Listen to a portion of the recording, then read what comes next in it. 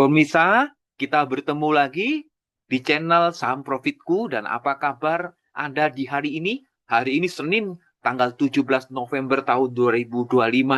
Tentu semuanya harus dalam kondisi prima dan sehat walafiat. Pemirsa, kami menarik satu topik judul yang kita sajikan adalah tentang emiten Kija. Jadi Kija diborong, grafik HK menunjukkan sesuatu yang besar, sesuatu yang akan terjadi di kemudian hari. Sekali lagi, tidak ada yang absolut, kami penuh dengan kekurangan, dan setiap pendekatan itu punya legendanya masing-masing. Ada orang yang kaya dari fundamental, ada yang tajam dari teknikal, ada yang mungkin sukses besar karena mereka pandai membaca bandarmologi, dan tentu juga ada yang cerdas dalam menafsirkan berita dalam bentuk good news. Bukan metodenya yang hebat, tetapi orang-orang seperti Anda yang menguasainya tanpa ragu. Dan Anda jangan merasa rendah hanya karena analisa yang Anda pilih mungkin berbeda dari orang lain. Dan di pasar modal, setiap jalan bisa menjadi jalan menuju kebebasan finansial selama kamu menempuhnya dengan keseriusan dan bukan sekedar ikut-ikutan arus. Jadi, pilihlah jalanmu sendiri. Kalau kamu yakin di fundamental, dalami sampai ke akar-akarnya. Kalau kamu mencintai teknik analisis dalam bentuk chart, jadilah Anda pembaca grafik yang tajam. Dan ketika Anda peka di dalam membaca pergerakan bandar, kuasai ritme daripada bandar itu. Yang paling penting di sini adalah Anda jangan ikut-ikutan, tetapi pahami arahmu dan jadilah ahli di sana. Sekali lagi kami minta peran serta dari Anda untuk melakukan satu subscribe terlebih dahulu terhadap channel ini dan melakukan satu like, melakukan komentar, juga membagikan broadcast ini sekiranya ada orang-orang yang perlu mendapatkan edukasi yang sama seperti yang Anda dapatkan di hari ini. Jadi Kija diborong. Grafik HK menunjukkan sesuatu yang besar yang akan terjadi. Nah, Bapak dan Ibu, kita akan bertanya. Sering di luar sana retail bertanya, pilih dong saham yang paling bagus, saham apa yang paling bagus? Agak sulit untuk menjawab saham yang paling bagus. Kalau yang dimaksud bagus adalah laporan fundamental, ya tentu Anda bisa membaca fundamental. Kalau yang dimaksud bagus adalah dalam bentuk good news, dia bagus yang bersifat sementara selama good news itu tetap beredar di masyarakat.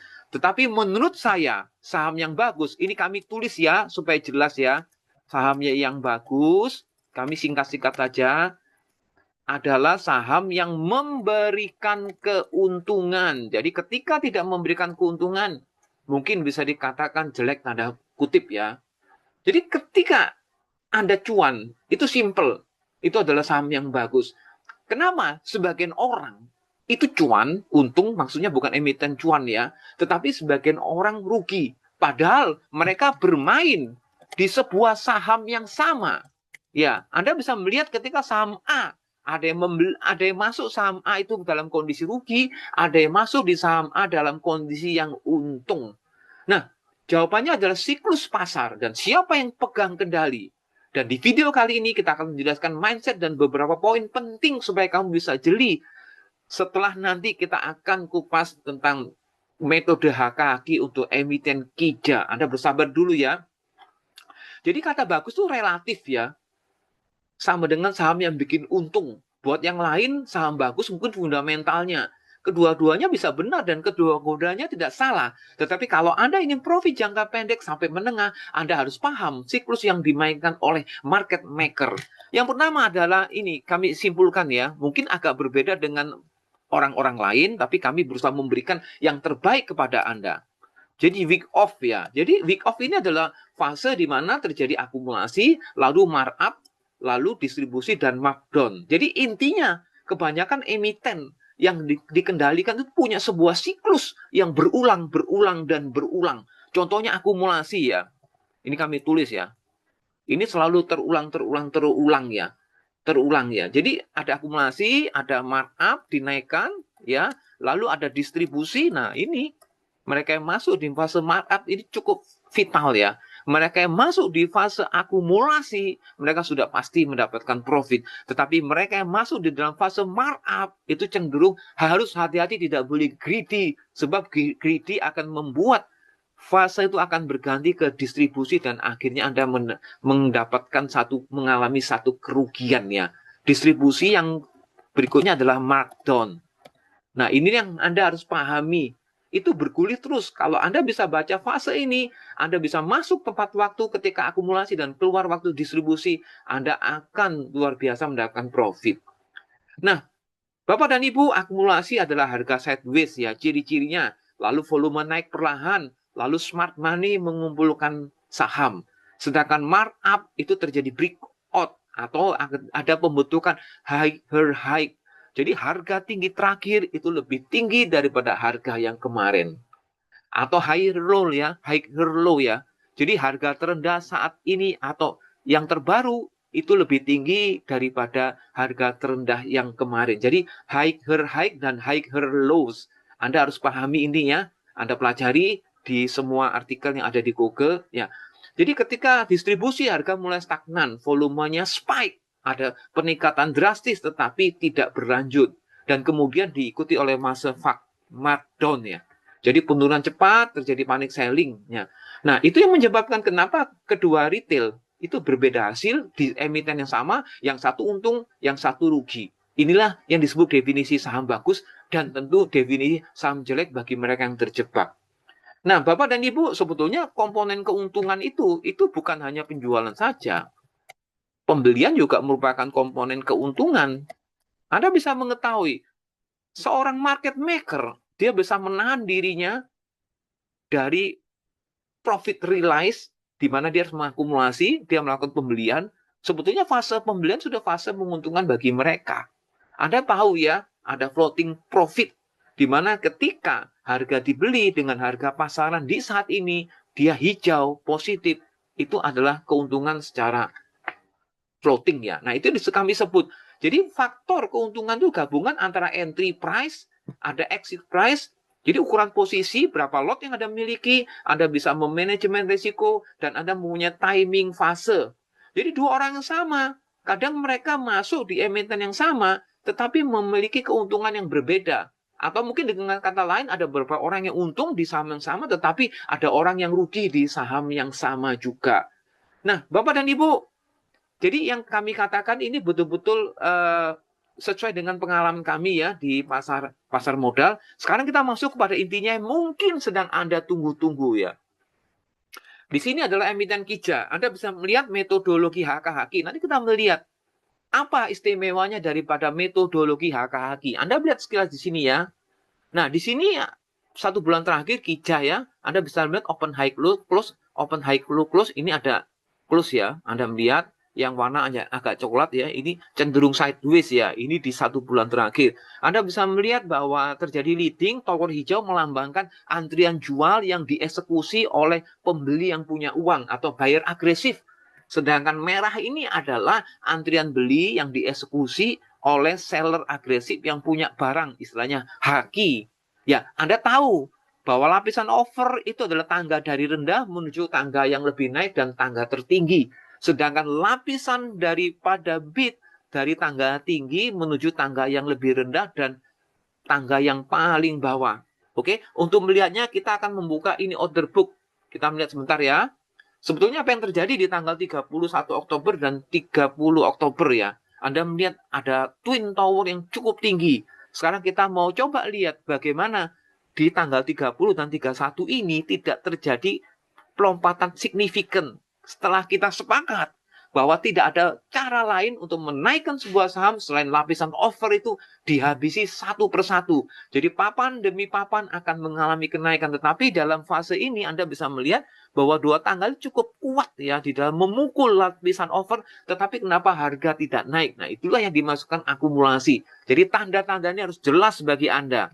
Nah, kita masuk order book ya untuk melihat sebetulnya ada seberapa besar sih yang terjadi di tanggal tersebut, bulan 10 2025 ya. KIJA kita oke. Anda bisa melihat.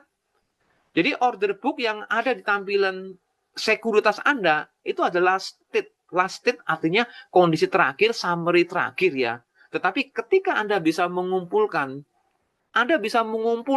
dari pertama bursa dibuka dari pagi hingga sore, maka akan terbentuk seperti ini. Anda bisa melihat ya, bahwa ini adalah cara vertikal.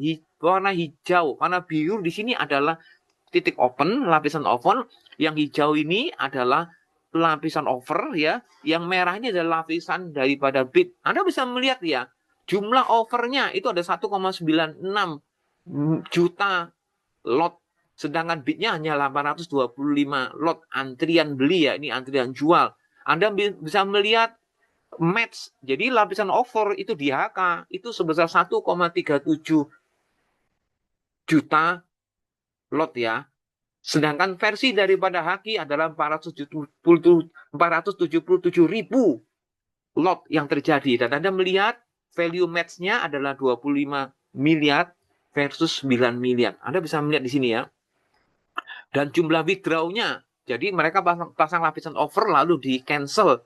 Itu 137 ribu lot. Sementara withdraw di sisi antrian beli adalah 79 ya. Anda bisa melihat perbedaan signifikan. Nah, jadi pertanyaan mengapa di tanggal 30 terjadi tower 25 miliar tetapi harga tidak naik-naik.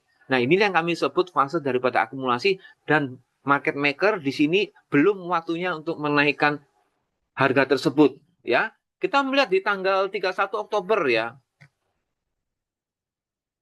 Ini sekalian Anda mempelajari order book ya, karena order book adalah peta atau ring di mana terjadi pertemuan antara mereka yang pasang antri beli dan pasang antri jual. Pertemuan juga mereka yang punya uang banyak, mereka melakukan buyer agresif dengan memukul antrian jual, atau mungkin seller agresif, mereka punya barang, mereka memukul antrian beli. Ini seru sekali.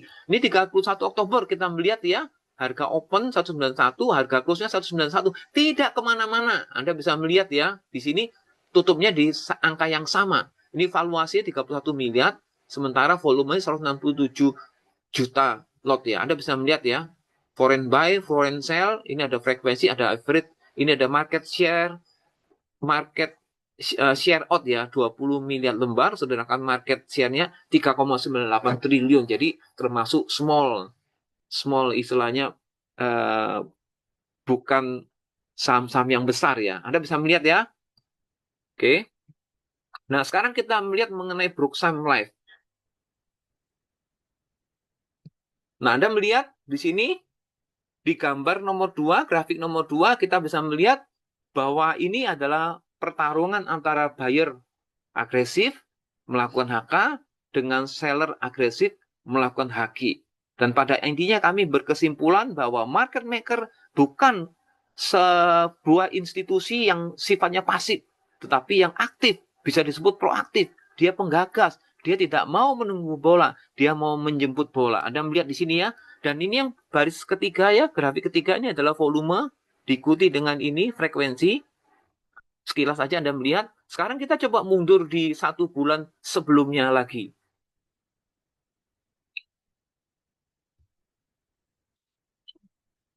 Anda melihat towernya begitu perkasa, kami double klik ya. Ini versi miliar ya. Ini yang menjadi pertanyaan bagi banyak retail. Kenapa terjadinya HK besar-besaran harga tidak naik? Ya, karena lapisan overnya banyak. Lapisan over yang saya sebut mungkin fake over itu selalu diisi oleh market maker tersebut. Apakah lapisan over yang diisi oleh market maker bisa match? Kecil kemungkinan to match. Karena ketika terjadi match secara besar, itu sama dengan seekor binatang, mereka melalui mulutnya, mereka menggigit buntutnya sendiri, dan itu sulit dan tidak akan pernah terjadi. Jadi pasti ada konsep withdraw di sini ya, supaya lapisan overnya itu tetap aman ya. Karena Anda harus tahu, Anda jeli, setiap terjadi transaksi beli, baik itu siapapun termasuk market maker, mereka dikenakan fee beli. Demikian juga ketika mereka melakukan penjualan, mereka juga kena fee jual. Belum dihitung dari biaya ini, itu, dan sebagainya. Jadi Anda secara psikologis harus tetap merasa aman ya. Anda bisa melihat ya, di sini di 1 bulan yang sebelumnya, ini 93 miliar versus 375 miliar yang dimenangkan oleh apple to apple buyer agresif. Kita lihat bulan yang sebelumnya lagi. Jadi melihat harganya sideways ya. Disclaimer on, bukan ajakan membeli, juga bukan ajakan menjual. Sesuaikan dengan pemahaman dan resiko trading masing-masing dari Anda. Kita melihat sebentar, dia proses internetnya.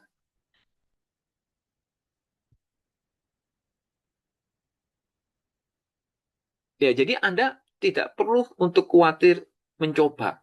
Jangan sering FOMO.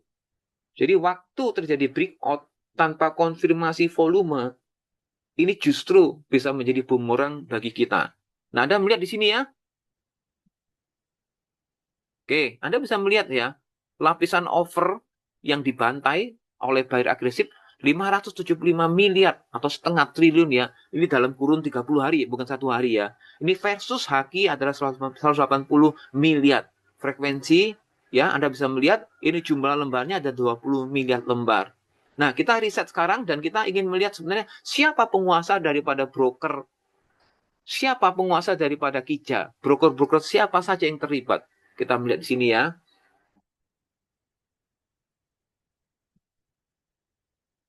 Oke, tunggu sebentar. Ini error ya. Oke, kita lanjut. No problem ya. Maklum.